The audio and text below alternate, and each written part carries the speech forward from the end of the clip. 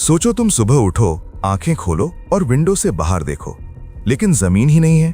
Roads, buildings, शहर, सब कुछ गायब, सिर्फ पानी ही पानी। एक सेकंड पहले जो अर्थ ग्रीन और ब्राउन थी, अब एक डीप ब्लू वाटर प्लैनेट बन चुकी है। माउंट एवरेस्ट भी पानी के नीचे है।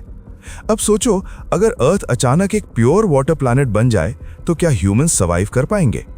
वीडियो एंड तक देखो, क्योंकि लास्ट में जो ट्विस्ट आएगा वो मोस्ट लोग कभी इमेजिन नहीं करते।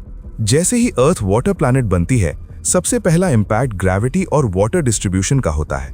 ओशंस का पानी पूरी सरफेस पर स्प्रेड हो जाता है और कॉन्टिनेंट्स इंस्टेंटली डिसअपियर हो जाते हैं। सैटेलाइट्स ऊपर से देखते हैं कि अर्थ अब एक शाइनी ब्लू मार्बल नहीं, बल्कि एक डार्क और डेंजरस ओशन वर्ल्ड बन चुकी है।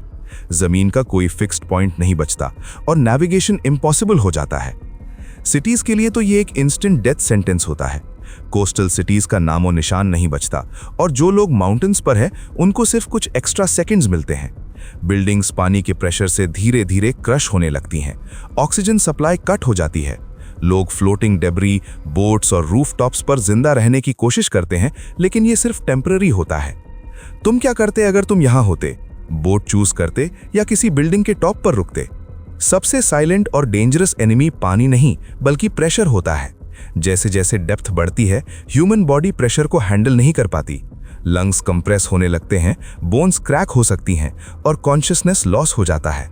सिर्फ सबमरीन्स जैसी टेक्नोलॉजी ही थोड़ी देर के लिए सर्वाइव कर सकती है, लेकिन रिसोर्सेज लिमिटेड होते हैं। अब अर्थ का क्लाइमेट सिस्टम कंप्लीटली ब्रेक हो जाता है। वाटर हीट को एब्जॉर्ब करता है, जिस वजह से सरफेस पर कभी एक्सट्रीम हीट और कभी एक्सट्रीम कोल्ड होता है। स्टॉर्म्स कभी रुकते ही नहीं। जायंट हरिकेन्स पूरे प्लैनेट पर घूमते रहते हैं और lightning field water tornadoes normal बन जाते हैं। अर्थ एक नेवर एंडिंग स्टॉर्म प्लैनेट बन चुकी होती है, जहां शांति नाम की चीज एग्जिस्ट ही नहीं करती।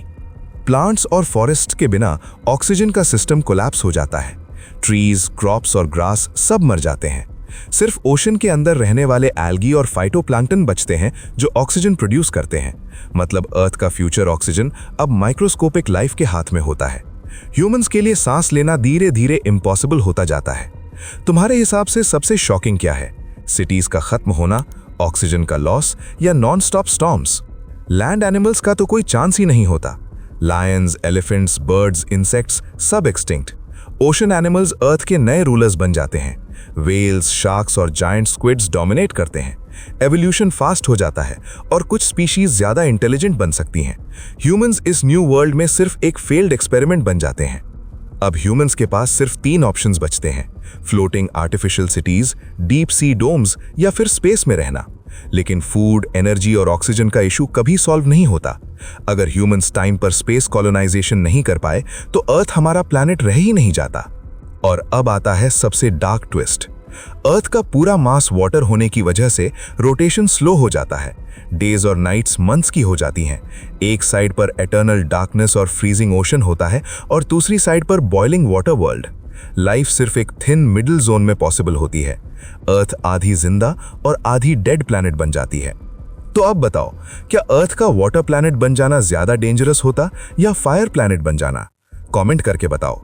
वीडियो पसंद आई हो तो लाइक करो और सब्सक्राइब करो, क्योंकि नेक्स्ट वीडियो में हम देखेंगे what if earth suddenly stopped spinning, और वो सिनेरियो इससे भी ज्यादा टेरिफाइंग होने वाला है।